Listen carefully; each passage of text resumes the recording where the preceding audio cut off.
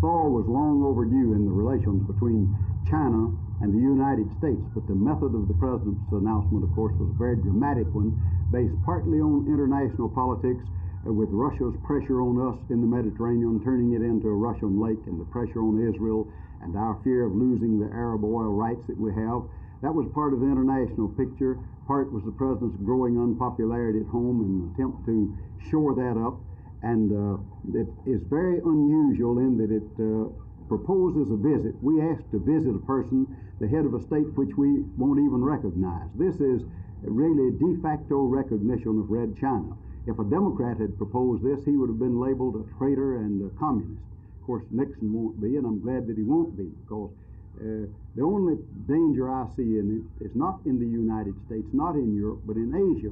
This is going to be looked at as a knuckling under, a bowing down, a surrender.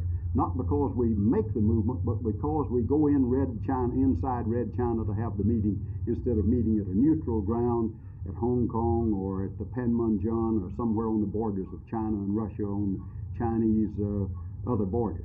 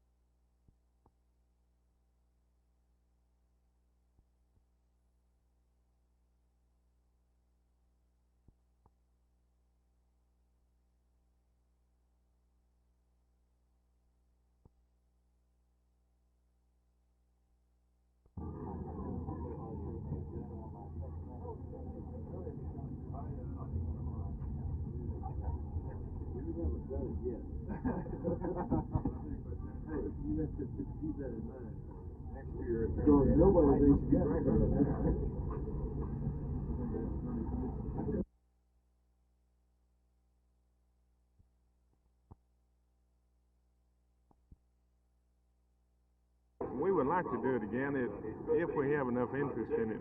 We have a waiting list for this airplane, but we have the trouble in scheduling the airlines with the airlines on the 747. We could only get this one. We couldn't get another one, and we don't know when in the future we might be able to get another one. How much does this end up costing you, or did you sell all tickets? We sold all the tickets. We had very little cost to the chamber itself.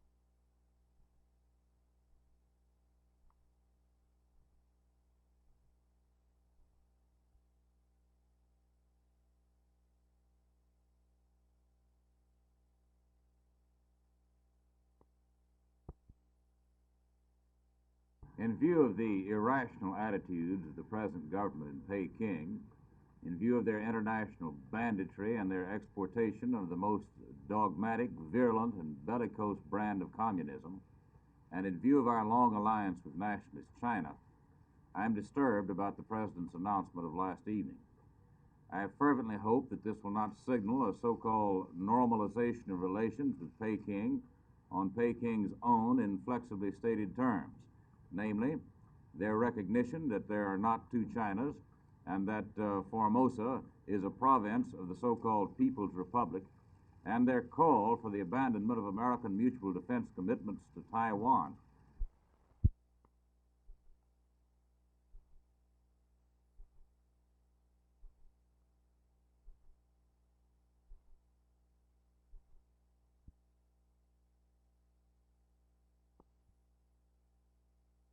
The circus has gotten the vaccine, and I feel like if they can get it, we ought to be able to get it also. My horse is just as important to me as their horses are to them. What are you going to do about it if your horse does come down with something? Raise Cain. I've already called Austin this morning and the Department of Health in Dallas and gotten a runaround and finally got referred to Washington. But I'm going to keep on trying till I find vaccine somewhere. My vet says that he may not be able to get out here until a week or 2 weeks. That all he can do is put my name on a list.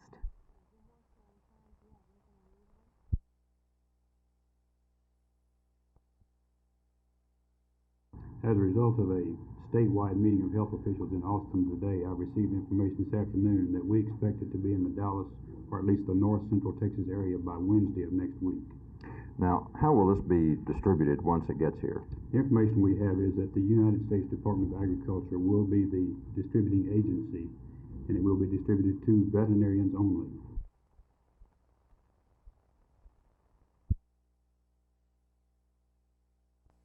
I feel pretty good. I feel like I'm in pretty good shape. My knees are all back healthy, I hope. I can tell you more about that after about a week, but I think I'm in pretty good physical shape right now.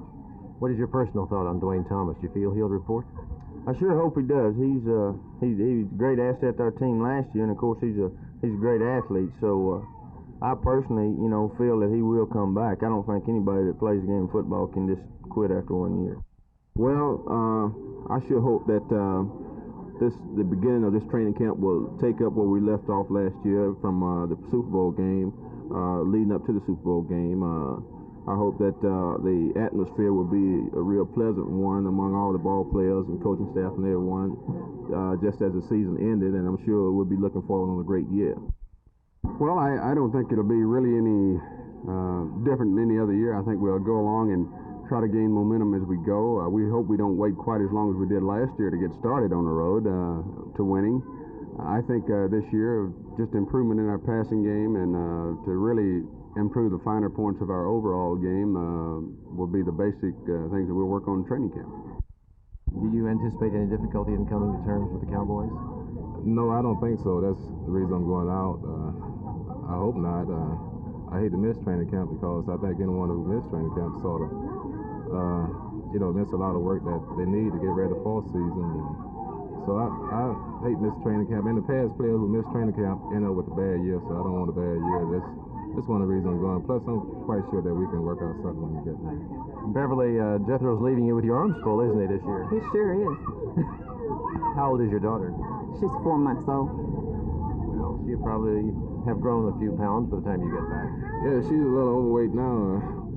She's at the weight now which an 8-month-old girl should be. Is that right? Yeah, so she's a little over. Well, have a nice camp, Jethro. Well, thank you very much.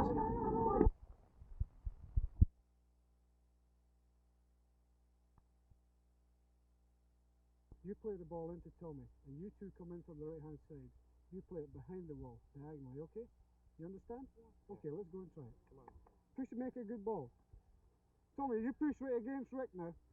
Wait for the whistle.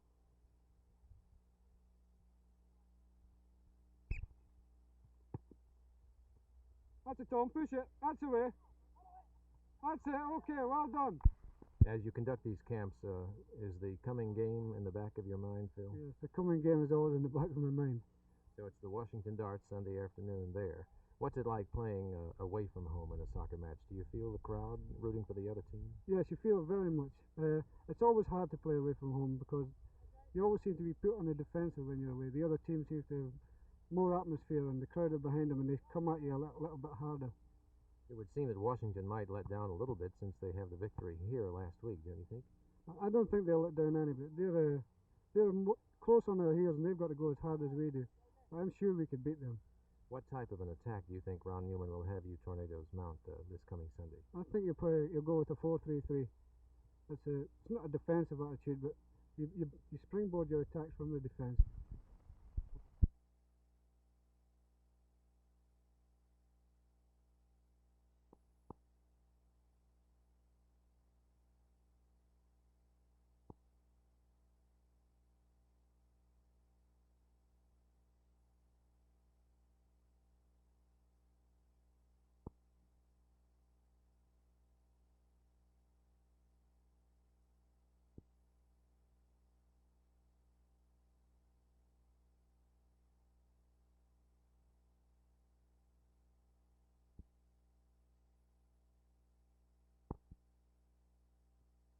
The two candy items are the 1-pound Catherine King assortment of chocolates and the Pecan Butter Crunch Bar.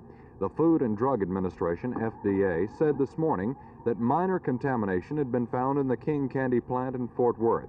Following that disclosure, the company let only a couple of hours lapse before announcing that both lines of candy have been recalled to the factory. The FDA says that it found rodent and insect contamination in the factory and in samples of the two candies. It's not certain what harm this contamination would be, but as a safety precaution, it was considered wise to call in the 6,400 boxes that were actually shipped out. If you have a box of King candies at home with a lot number on the box, 1162 or 1011, it might be best not to eat the contents. That's lot number 1162 or 1011. It's better to be safe than sorry. Jay Lewis, Channel 8 News on the Move, Fort Worth.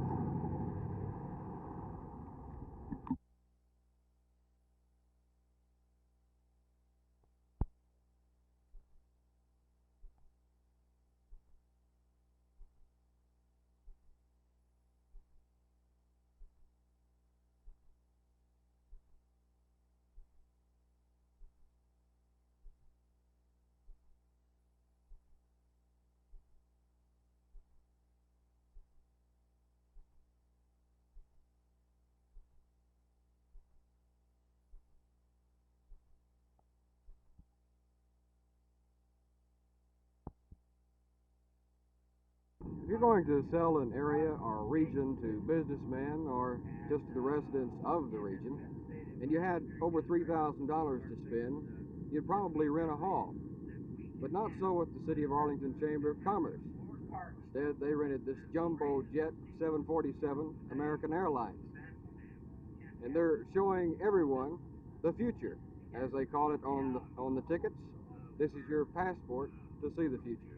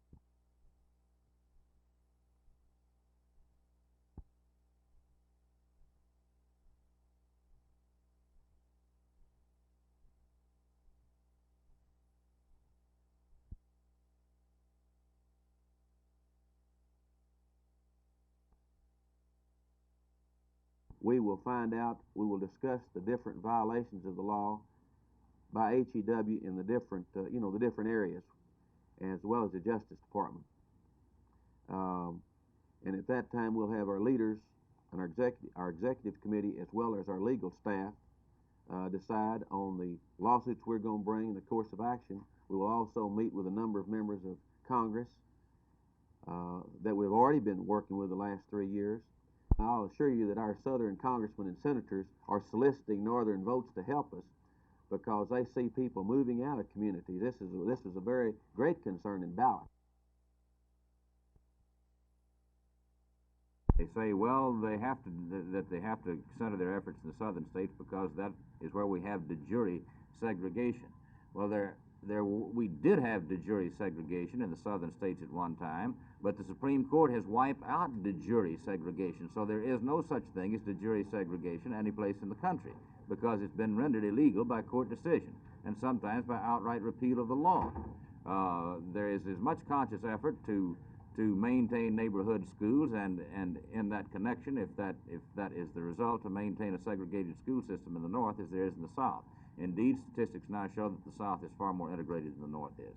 Dr. Young says he's going to ask individual members of Congress, both the Senate and the House, for support in his move to get the South treated equally with the North. I have always supported that, of course, and will continue to.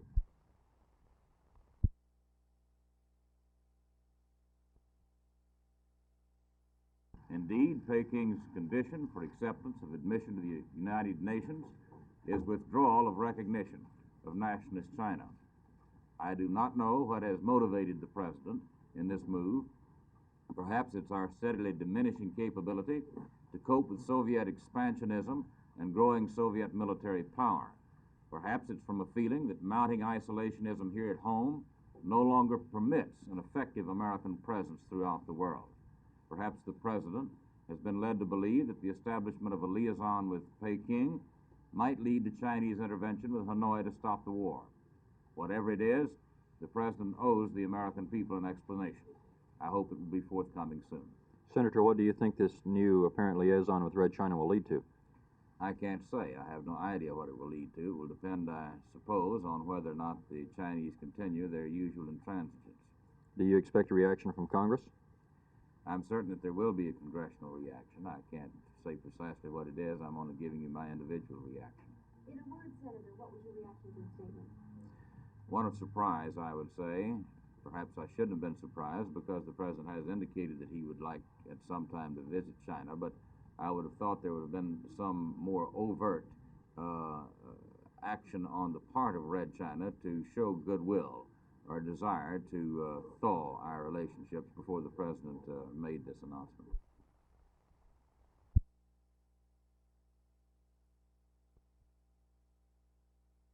This is the way the Department of Agriculture explains it to me, that unless you vaccinate all the horses in a given area, you run the risk of actually conveying the disease through the vaccine. That is to say, when the vaccine contains a virus that actually immunizes the animal by giving him a mild case of VEE, after that horse is vaccinated, a mosquito could bite that horse that has been vaccinated, go over and bite another horse that has not been vaccinated and transmit the disease to him.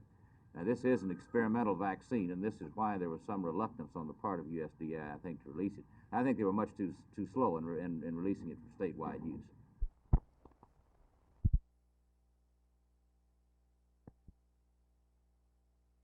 People say you can't get enough of a good thing, so happiness to a preschooler is 2 Christmases in 1 year.